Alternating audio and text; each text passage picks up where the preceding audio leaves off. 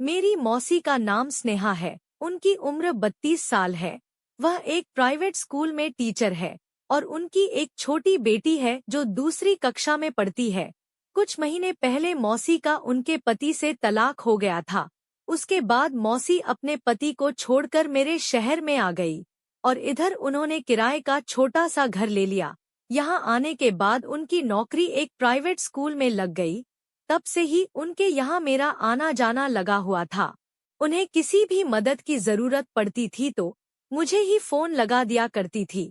एक दिन उनकी अचानक स्कूल में तबीयत खराब हो गई, जिस कारण मुझे उन्हें उनके स्कूल में लेने जाना पड़ा। उधर से मैं उनको लेकर सीधा डॉक्टर के पास पहुंचा और उनका इलाज कराकर घर ले आया।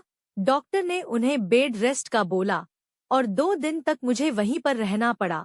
2 दिन तक मैंने ही उनको दवा लाकर दी। मैं ही सारे काम करता था। एक दिन मौसी ने मुझे मार्केट से सब्जी लाने को कहा, साथ ही ये भी कह दिया कि मैं उनकी बेटी को भी स्कूल से ले आऊं। मैं पहले उसकी बेटी को लेने बस स्टॉप पर गया और फिर आते वक्त बाजार से सब्जियां भी ले आया। वापस आने के बाद उनकी बेटी सो गई। अब मौसी की तबीयत थोड़ी ठीक हो रही थी और वो खाना बनाने लगी। फिर कुछ समय बाद मैं जाने लगा तो मौसी कहने लगी कि खाना खाकर जाना। मैंने मना कर दिया मगर उन्होंने जबरदस्ती मुझे रोक लिया। फिर हमने साथ में बैठकर खाना खाया। रात के 9 बजे का वक्त हो चला था और मैं वापस जाने लगा। मौसी बोली कि आज मत जा, बहुत देर हो गई है, कल सुबह चले जाना। मैंने भी सोचा कि मौसी की तबीयत सुबह तक और सुधर जाएगी, मेरा रुक जाना ही ठीक रहेगा। इसलिए मैं भी उनके घर रुकने के लिए तैयार हो गया। मैंने घर में भी बोल दिया कि मैं आज रात को मौसी के यहाँ रुक रहा हूँ।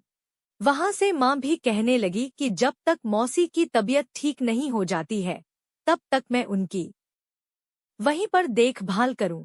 उसके बाद मैं और मौसी लेट गए, टीवी देखने लगे तो उस पर एक इंग्लिश मूवी आ रही था। कुछ देर के बाद उसमें रोमांटिक सीन शुरू हो गया। तभी मौसी शर्मा गई और उठकर अपने रूम में चली गई। उनके जाने के बाद मैं टीवी देखता रहा। फिर मैं भी उठकर आधे घंटे बाद उसी रूम में चला गया।